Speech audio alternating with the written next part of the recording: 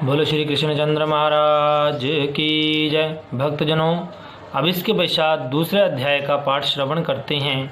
सभी भक्तजनों से प्रार्थना है कि आप सभी मेरे चैनल को सब्सक्राइब भी करें। जब अर्जुन अपने सगे संबंधियों को देखता है और वह सब अपने हथियारों को, अस्त्र शस्त्रों को छोड़कर धरती पर बैठ जाता है, तब भगवान उसे समझाते हैं।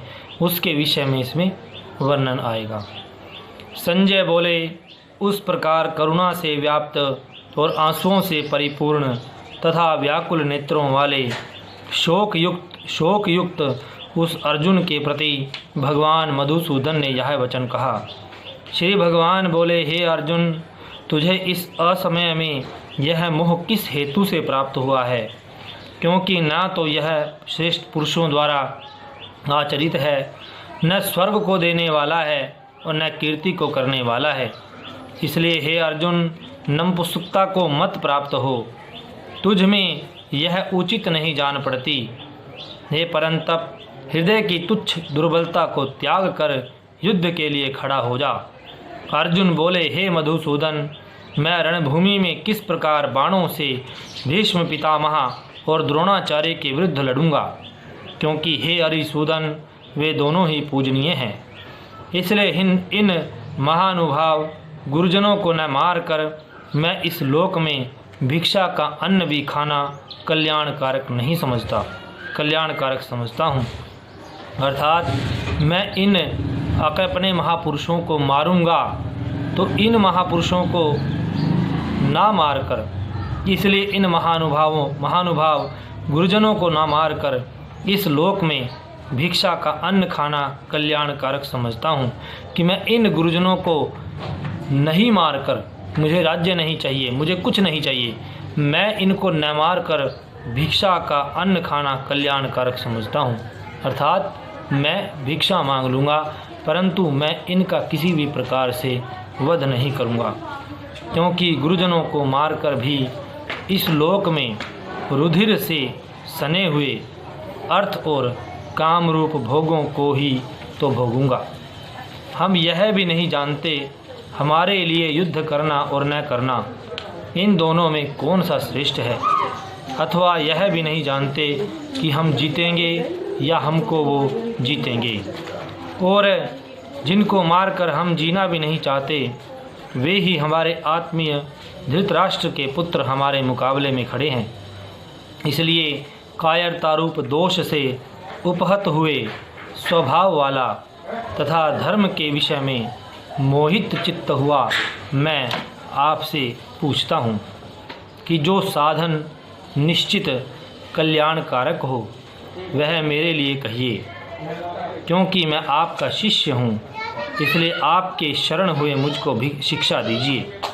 क्योंकि भूमि में निष्कंटक धन धान्य संपन्न राज्य को और देवताओं के स्वामी पने को प्राप्त होकर भी मैं उस उपाय को नहीं देखता जो मेरी इंद्रियों के सुखाने वाले शोक को दूर कर सके। संजय बोले, हे राजन, निद्रा को जीतने वाले अर्जुन अंतर्यामी श्री कृष्ण महाराज के प्रति इस प्रकार कहकर फिर श्री गोविंद भगवान से युद्ध नहीं करूँगा, यह स्पष्ट कहकर चुप हो गए। हे भरतवंशी धृतराष्ट्र, अंतर्यामी श्री कृष्ण महाराज दोनों सेनाओं के बीच में शोक करते हुए उस अर्जुन को हंसते हुए यह वचन बोले। श्री भगवान बोले, हे अर्जुन, तू न शोक करने योग्य मनुष्यों के लिए शोक करता है और पंडितों के से वचनों को कहता है, परंतु जिनके प्राण चले गए हैं उनके लिए और जिनके प्राण नहीं गए उनके लिए भी पंडित जन शोक नहीं करते। ना तो ऐसा ही है कि मैं किसी काल में ना था, तू नहीं था, अथवा ये राजा लोग नहीं थे, और न ऐसा ही है कि इससे आगे हम सब नहीं रहेंगे। जैसे जीवात्मा की इस देह में बालकपन, जवानी और वृद्धावस्था होती है, वैसे ही अन्य शरीर की प्राप्ति होती है। उस विषय में धीर पुरुष मोहित नहीं होता।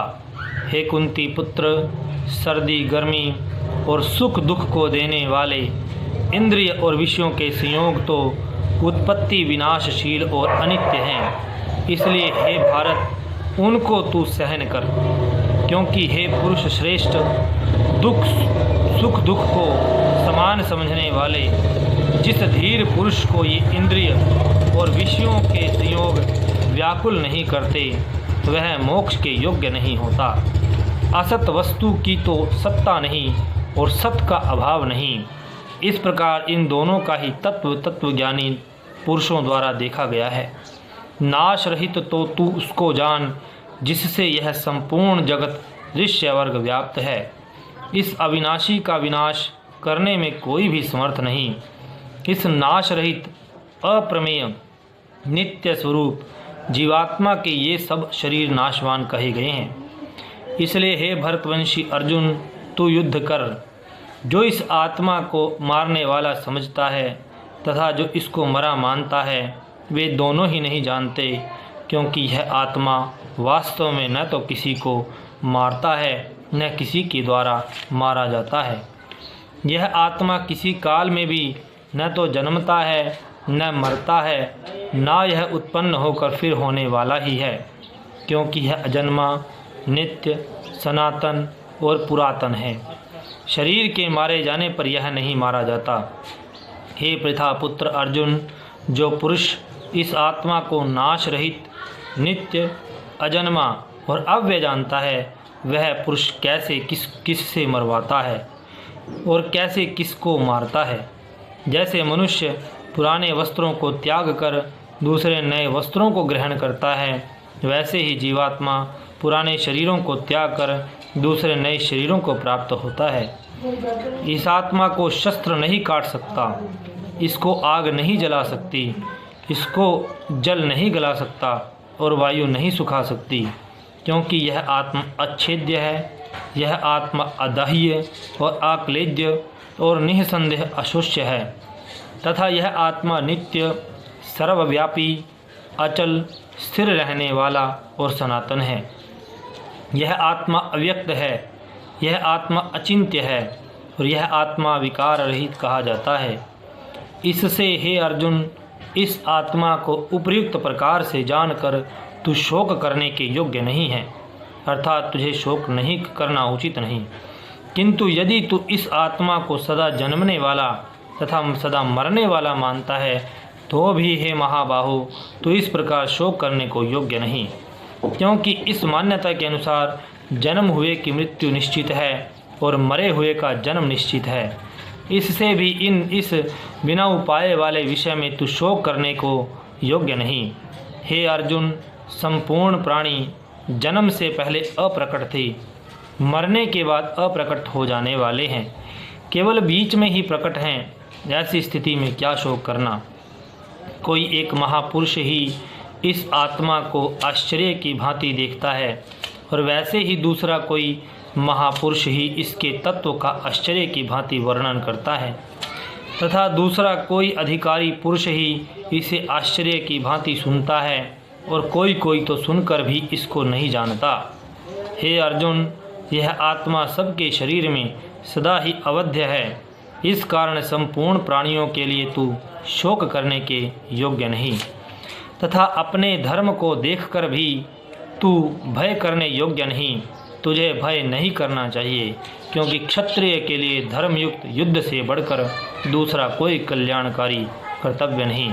हे पार्थ, अपने आप प्राप्त हुए और खुले हुए स्वर्ग के द्वार रूप इस प्रकार के युद्ध को भाग्यवान क्षत्रिय लोग ही पाते हैं। किंतु यदि तू इस धर्मयुक्त युद्ध को नहीं करेगा, तो स्वधर्म और कीर्ति को खोकर पाप को प्राप्त होगा, तथा सब लोग तेरी बहुत काल तक रहने वाली अपकीर्ति का भी कथन करेंगे। और माननीय पुरुष के लिए अपकीर्ति मरण से भी बढ़कर है, और जिनकी दृष्टि में तू पहले बहुत सम्मानित होकर अब लघुता को प्राप्त होगा, वे महारथी लोग तुझे भय के कारण युद्ध से हटा हुआ मानेंगे। तेरे वैरी लोग तेरे सामर्थ्य की निंदा करते हुए तुझे बहुत से ना कहने योग्य वचनों को कहेंगे। उससे अधिक और दुख क्या होगा। या तो तू युद्ध में मारा जाकर स्वर्ग को प्राप्त होगा, अथवा संग्राम में जीत कर पृथ्वी का राज्य भोगेगा। इस कारण हे अर्जुन, तू युद्ध के लिए निश्चय करके खड़ा हो जा। जय पराजय, लाभ हानि, सुख दुख को समान समझकर इसके बाद युद्ध के लिए तैयार हो जा। इस प्रकार युद्ध करने से तू पाप को नहीं प्राप्त होगा। हे पार्थ, यह बुद्धि तेरे लिए ज्ञान योग के विषय में कही गई। अब तू इसको कर्म योग के विषय में सुन। जिस बुद्धि से युक्त हुआ तू कर्मों के बंधन को भली भांति त्याग देगा, अर्थात सर्वथा नष्ट कर देगा।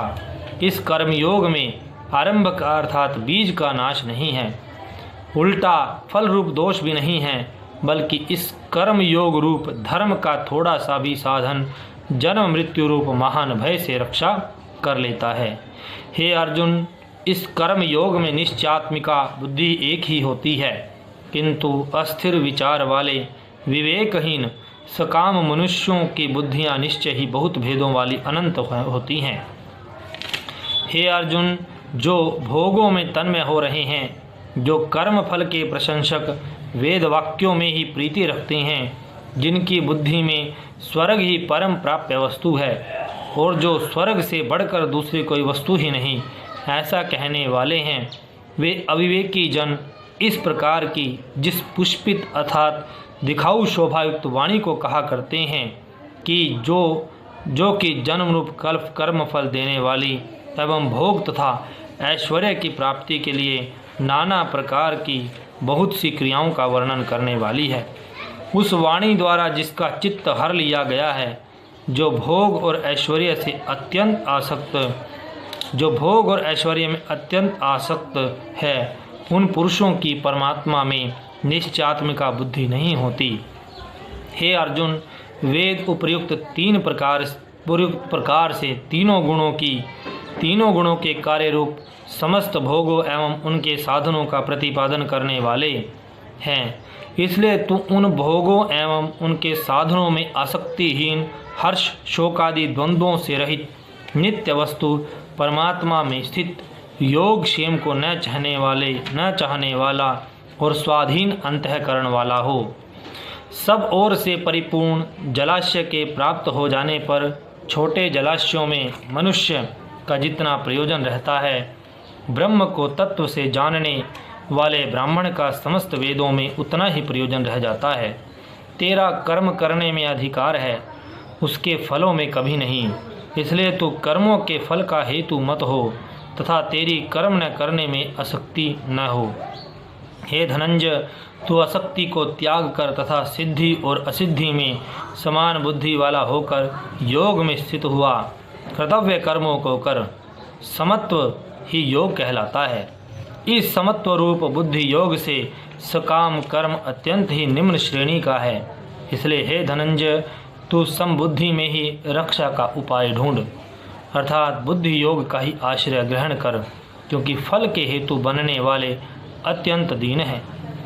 समबुद्धि युक्त पुरुष पुण्य और पाप दोनों को इसी लोक में त्याग देता है, अर्थात उनसे मुक्त हो जाता है। इससे तू समत्व रूप योग में लग जा। यह समत्व रूप योग ही कर्मों में कुशलता है, अर्थात कर्म बंधन से छूटने का उपाय है। क्योंकि समबुद्धि से युक्त ज्ञानी जन कर्मों से उत्पन्न होने वाले फल को त्याग कर जन्म रूप बंधन से मुक्त हो निर्विकार परम पद को प्राप्त हो जाते हैं। जिस काल में तेरी बुद्धि मोह रूप दलदल को भली भांति पार कर जाएगी, उस समय तू सुने हुए और सुनने में आने वाले इस लोक और परलोक संबंधी सभी भोगों से वैराग्य को प्राप्त हो जाएगा। भांति भांति के वचनों को सुनने से विचलित हुई तेरी बुद्धि जब परमात्मा में अचल और स्थिर ठहर जाएगी, तब तू योग को प्राप्त हो जाएगा, अर्थात तेरा परमात्मा से नित्य संयोग हो जाएगा। अर्जुन बोले, हे केशव, समाधि में स्थित परमात्मा को प्राप्त हुए स्थिर बुद्धि पुरुष का लक्षण क्या है? वह स्थिर बुद्धि पुरुष कैसे बोलता है, कैसे बैठता है और कैसे चलता है?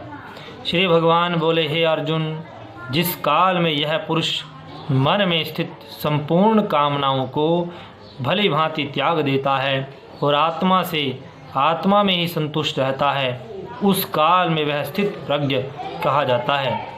दुखों की प्राप्ति होने पर जिसके मन में उद्वेग नहीं होता, सुख की प्राप्ति होने पर जो सर्वथा निष्प्रिय है तथा जिसके राग, भय और क्रोध नष्ट हो गए हैं, ऐसा मुनि स्थिर बुद्धि कहा जाता है। जो पुरुष सर्वत्र स्नेह रहित हुआ, उस शुभ या अशुभ वस्तु को प्राप्त होकर न प्रसन्न होता है न द्वेष करता है, उसकी बुद्धि स्थिर है। और कछुआ सब ओर से अपने अंगों को जैसे समेट लेता है, वैसे ही जब यह पुरुष इंद्रियों के विषयों से इंद्रियों को सब प्रकार से हटा लेता है, तब उसकी बुद्धि स्थिर है। इंद्रियों के द्वारा विषयों को ग्रहण न करने वाले पुरुष के भी केवल विषय तो निवृत्त हो जाते हैं, परंतु उनमें रहने वाली आसक्ति निवृत्त नहीं होती। इस स्थित प्रज्ञ पुरुष की तो आसक्ति भी परमात्मा का साक्षात्कार करके निवृत्त हो जाती है। हे अर्जुन, आसक्ति का नाश न होने के कारण ये प्रमथन स्वभाव वाली इंद्रियां यत्न करते हुए बुद्धिमान पुरुष के मन को भी बलात् हर लेती हैं। इसलिए साधक को चाहिए कि वह उन संपूर्ण इंद्रियों को वश में करके समाहित चित्त हुआ मेरे परायण होकर ध्यान में बैठे, क्योंकि जिस पुरुष की इंद्रियां वश में होती हैं उसी की बुद्धि स्थिर हो जाती है। विषयों का चिंतन करने वाले पुरुष की उन विषयों में आसक्ति हो जाती है। आसक्ति से उन विषयों की कामना उत्पन्न होती है और कामना में विघ्न पड़ने से क्रोध उत्पन्न होता है। क्रोध से अत्यंत मूढ़ भाव उत्पन्न होता है और मूढ़ भाव से स्मृति भ्रम हो जाता है। स्मृति में भ्रम हो जाने से बुद्धि का नाश हो जाता है और बुद्धि का नाश हो जाने से यह पुरुष अपनी स्थिति से गिर जाता है। परंतु अपने अधीन किए हुए अंतःकरण वाला साधक अपने वश में की हुई राग द्वेष से रहित इंद्रियों द्वारा विषयों में विचरण करता हुआ अंतःकरण की प्रसन्नता को प्राप्त होता है। अंतःकरण की प्रसन्नता होने पर इसके संपूर्ण दुखों का अभाव हो जाता है और उस प्रसन्न चित्त वाले कर्म योगी की बुद्धि शीघ्र ही सब ओर से हटकर एक परमात्मा में ही भली भांति स्थिर हो जाती है। न जीते हुए मन और इंद्रियों वाले पुरुष में निश्चात्मिका बुद्धि नहीं होती और उस अयुक्त मनुष्य के अंतःकरण में भावना भी नहीं होती तथा भावनाहीन मनुष्यों को शांति नहीं मिलती और शांति रहित मनुष्य को सुख कैसे मिल सकता है। क्योंकि जैसे जल में चलने वाली नाव को वायु हर लेती है, वैसे ही विषयों में विचरती हुई इंद्रियों में से मन जिस इंद्रिय के साथ रहता है वह एक ही इंद्रिय इस अयुक्त पुरुष की बुद्धि को हर लेती है। इसलिए हे महाबाहो, जिस पुरुष की इंद्रियों के विषयों से सब प्रकार से निग्रह की हुई हैं, उसी की बुद्धि स्थिर है। संपूर्ण प्राणियों के लिए जो रात्रि के समान है, उस नित्य ज्ञान स्वरूप परमानंद की प्राप्ति में स्थित प्रज्ञ योगी जागता है और जिस नाशवान सांसारिक सुख की प्राप्ति में सब प्राणी जागते हैं, परमात्मा के तत्व को जानने वाले मुनि के लिए वह रात्रि के समान है। जैसे नाना नदियों के जल सब ओर से परिपूर्ण अचल प्रतिष्ठा वाले समुद्र में उसको विचलित न करते हुए समा जाते हैं, वैसे ही सब भोग जिस स्थित प्रज्ञ पुरुष में किसी प्रकार का विकार उत्पन्न किए बिना समा जाते हैं, वही पुरुष परम शांति को प्राप्त होता है, भोगों को चाहने वाला नहीं। जो उस पुरुष संपूर्ण कामनाओं को त्याग कर ममता रहित, अहंकार रहित, स्पृहा रहित हुआ चिंत विचरता है, वही शांति को प्राप्त होता है। हे अर्जुन, यह ब्रह्म को प्राप्त हुए पुरुष की स्थिति है। इसको प्राप्त होकर योगी कभी मोहित नहीं होता और अंतकाल में भी इस ब्राह्मी स्थिति में स्थित होकर ब्रह्मानंद को प्राप्त हो जाता है। बोलो श्री कृष्ण चंद्र महाराज की जय।